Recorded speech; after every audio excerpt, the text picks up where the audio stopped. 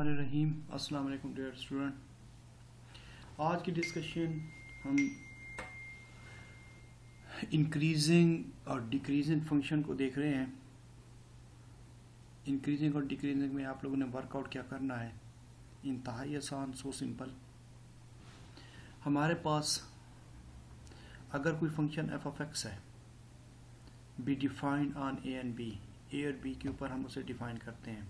ए और B interval है, जैसे ए और बी मैंने लिख दिया है, और ये हमारे पास ओपन इंटरवल की ब्रैकेट्स है। ओपन इंटरवल से मुराद ये होता है कि ना ए शामिल है ना बी शामिल है, इसके दरमियान जितने भी नंबर ले लें वो सारे शामिल हैं। ए और बी मैंने लिया है, ए और बी शामिल नहीं है, इसके दरमियान जितने भी नंबर्स आएंगे वो सारे शामिल हैं। Let x1 x2 belongs to A and B.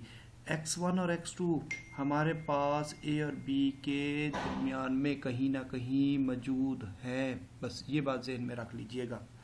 हमारे पास याद रखें ए छोटा नंबर होना है और बी बड़ा नंबर होना है। जो ए से करीब होगा वो छोटा होगा, जो बी के करीब होगा वो बड़ा होगा। जूं जूं हम बी की तरफ जाएंगे बड़ा नंबर होगा, जूं जूं हम ए की तरफ जाएंगे छोटा नंबर होगा। बस इस बात को ज़हन नशीं रखिएगा। हमने दो नंबर लिए हैं ए और बी के दरमियान, हमारे पास x1 और x2 है। x1 छोटा है किससे, x2 से, क्लियर लिख दिया है, and x1 less than x2 और x2 ग्रेटर देन x1। ये भी बात ठीक है क्योंकि x2 बड़ा है x1 से, या x2 बड़ा है x1 से। इस तरह लिख दें या इस तरह रीड कर लें, एक ही बात है। अब हम क्या करते हैं, इसके ऊपर या इसके ऊपर फंक्शन ऑपरेट करते हैं। फंक्शन ऑपरेट करने पे जो बड़ी साइड है वो बड़ी रहे, जो छोटी साइड है वो छोटी रहे। इधर मैंने f अप्लाई किया, f x2 greater than f of x1। जो बड़ी साइड थी वो बड़ी रही और जो छोटी साइड है वो छोटी रही। अब क्या करेंगे, then f is said to be increasing function. तब हम ये करेंगे कि f जो है वो इंक्रीजिंग फंक्शन है हमारे पास। जी ये बात ज़हन में रखिएगा। हमारे पास एक फंक्शन f था, दोबारा मैं रिपीट कर देता हूँ, उसे डिफाइन कर रहा हूँ ओपन इंटरवल ए बी के ऊपर। उसके दरमियान में मैंने दो पॉइंट ले लिए x1 और x2, ए और बी के दरमियान। अब करना क्या है, ये जो ए शामिल नहीं है, बी शामिल नहीं है, x1 और x2 शामिल है। x1 छोटा है x2 से या x2 बड़ा है x1 से, जैसे भी बोलना चाहे बोल सकते हैं। आप लोग क्या करें, फंक्शन ऑपरेट करें। फंक्शन ऑपरेट करने पे जो साइड बड़ी है वो बड़ी रहे, जो साइड छोटी है वो छोटी रहे। अगर इस तरह करने से रिजल्ट में कुछ फ़र्क ना पड़े तो आपने यही बोलना है कि फंक्शन इंक्रीजिंग है। फंक्शन क्या है, इंक्रीजिंग फंक्शन है। अब मैं क्या करता हूँ, मैंने क्या किया है, x लिया है, x के अंदर मैंने कोई चीज़ ऐड कर दी है, डेल्टा x। यकीनन x इक्वल टू x था, जब मैंने ऐड किया तो वो बड़ा हो गया x से। ये मैंने एक x के अंदर, यहाँ पे भी x था, इक्वल करके फिर मैंने क्या किया, एक साइड पे ऐड कर दिया, इधर से ऐड किया है तो ये बड़ा हो गया। तो इट मीन्स मेरे पास ये जो रिजल्ट आ गया x plus delta x greater than x। अब मैं क्या करता हूँ, इस साइड से भी f और इस साइड से भी f अप्लाई कर देता हूँ। ये f ऑफ x इस साइड पे लिया तो माइनस हो जाएगा, ग्रेटर देन 0 हो जाएगा। अब मैं डेल्टा x दोनों साइडों पे डिवाइड करवा देता हूँ, 0 नहीं है, not equal to 0। Approaches to 0 तो हो सकता है, इक्वल टू 0 नहीं है। इस साइड पे भी डेल्टा x डिवाइड, इस साइड पे भी डेल्टा x डिवाइड कर दिया, मेरे पास ये रिजल्ट बन गया है। Taking limit delta x approaches to 0, इस साइड से भी इस साइड से भी 0 डिवाइड बाई समथिंग 0, कुछ फर्क नहीं पड़ना। ये जो रिजल्ट है मेरे पास dy और डी एफ एक्स या f डैश ऑफ x, हम मोस्टली f डैश कर देते हैं इस रिजल्ट को, और f डैश ग्रेटर देन 0। अब यहाँ पे बात क्लियर हो गई कि अगर पहला डेरिवेट लें, कोई भी फंक्शन डिफाइंड हो, उसका रिजल्ट ग्रेटर देन 0 हो तो इंक्रीजिंग फंक्शन होगा। क्या होगा, इंक्रीजिंग फंक्शन। इंक्रीजिंग फंक्शन हमारे पास ग्रेटर देन 0 होगा तो वो इंक्रीजिंग फंक्शन होगा। इतनी बात ज़हन नशीन रख लें। उसके बाद अगली बात मैं फिर बाद में डिस्कस करता हूँ। इंक्रीजिंग फंक्शन, फंक्शन जब डेरिवेट की, क्योंकि हमारा चैप्टर डेरिवेट का है, जो भी गिवन फंक्शन होगा मैं उसका डेरिवेट लूँ, डेरिवेट मेरे पास पॉजिटिव होना चाहिए तो इंक्रीजिंग होगा। इसी तरह नेक्स्ट की तरफ आ जाते हैं। हमारे पास ये जो फंक्शन है डिक्रीजिंग, इसको भी डिस्कस कर लेते हैं। इसके अंदर अगर आप लोग चेक करें तो हमारे पास सारी के सारा पैटर्न वही है, मास सिवाय थोड़ा सा चेंज के, वो चेंज हम डिस्कस कर लेते हैं। Function f of x be defined on A and B, A और बी के हम इसको डिफाइन कर रहे हैं।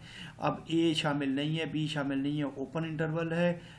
x1 और x2 दो नंबर हैं जो ए और बी के दरमियान है।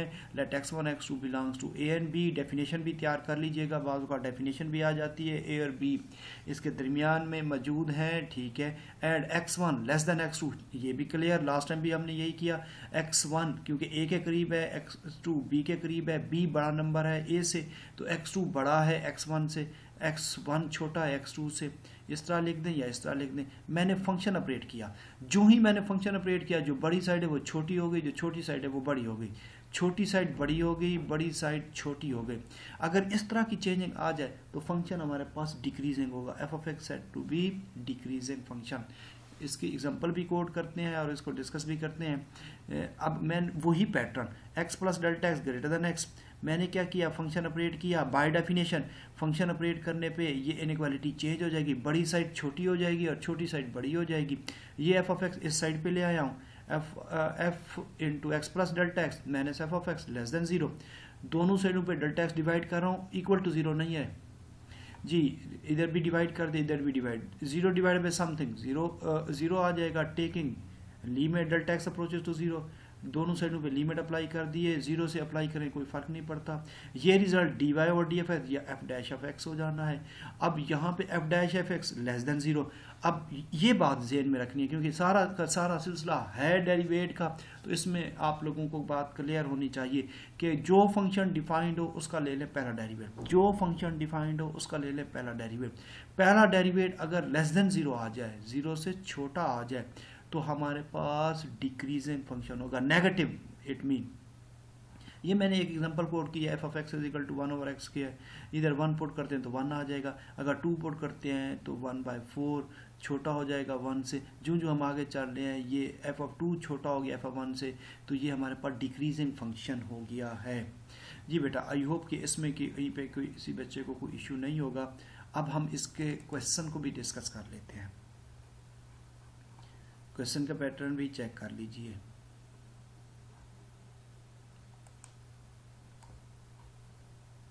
एक्सरसाइज का क्वेश्चन नंबर 1 का पार्ट नंबर आप लोगों को जो डिफाइन करके दे रहा है उसको देख लेते हैं।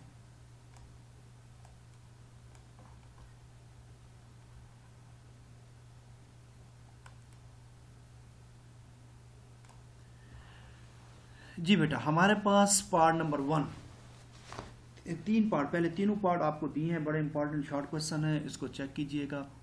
अब डिटरमाइन द इंटरवल, इंटरवल दे दिया गया है in which F of x is increase और डिक्रीज, इंक्रीज और डिक्रीज बताना है हमें। फंक्शन जो पहला पार्ट में डिस्कस करने जा रहा हूँ, पहले पार्ट में देखिए मुझे बता गया है f of x is equal to sine of x.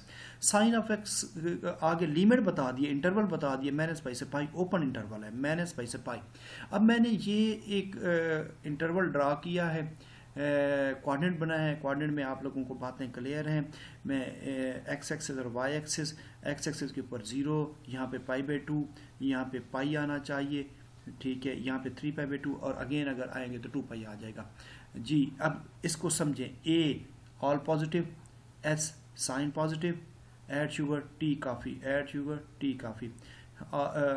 यहाँ पे ए से मुराद all the trigonometric function is positive, S से मुराद sine and its reciprocal is positive, other trigonometric function are negative. T tangent and its reciprocal are positive, other trigonometric function are negative.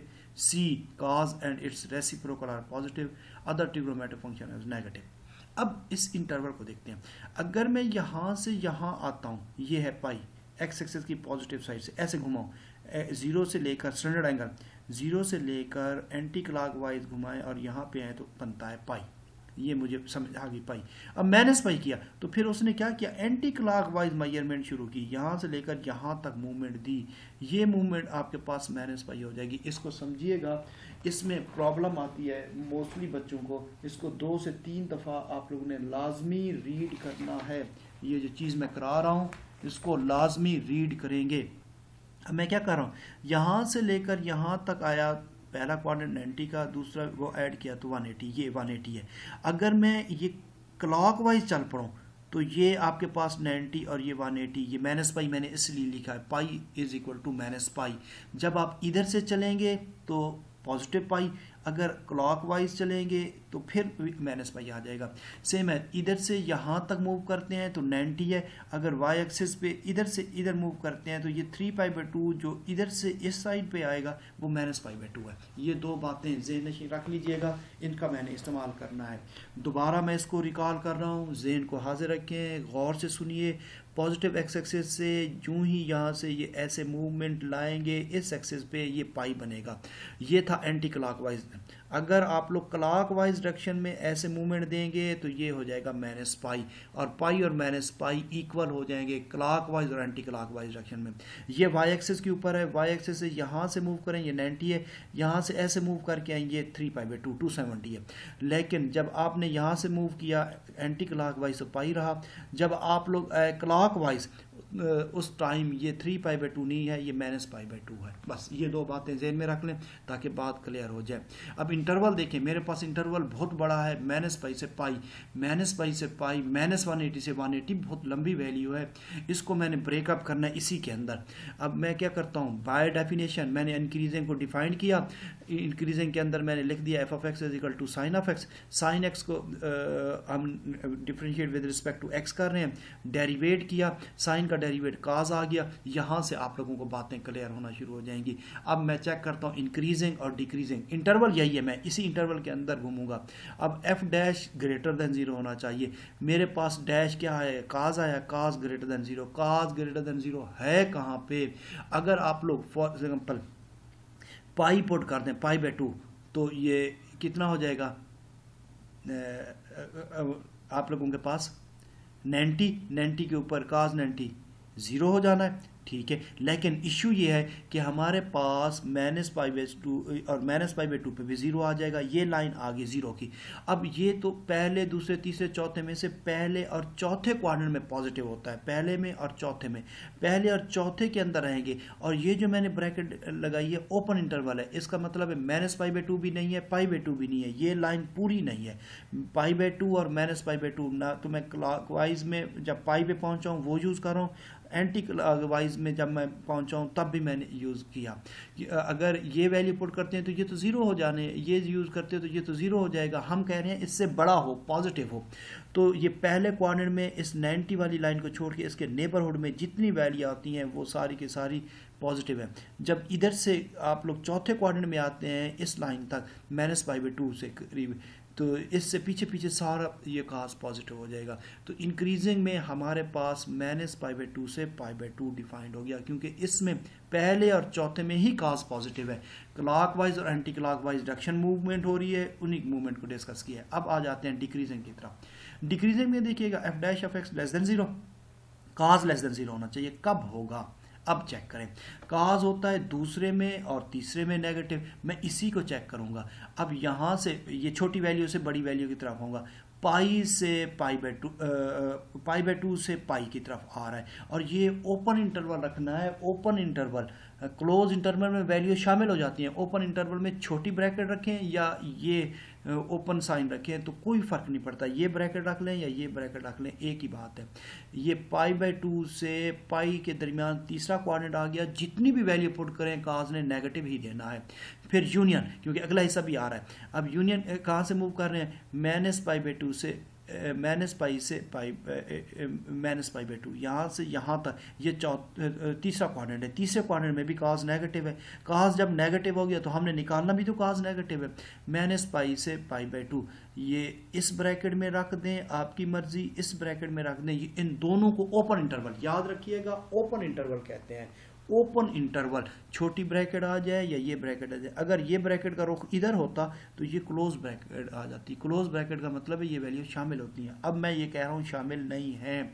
ये result आप लोगों के पास negative को show कर रहा है इस क्वाड्रेंट के अंदर, π/2 से पाई। दोबारा चेक करें, ये दूसरा क्वाड्रेंट, दूसरे क्वाड्रेंट में काज नेगेटिव, मैंने काज को देखना है पहले डेरिवेट को।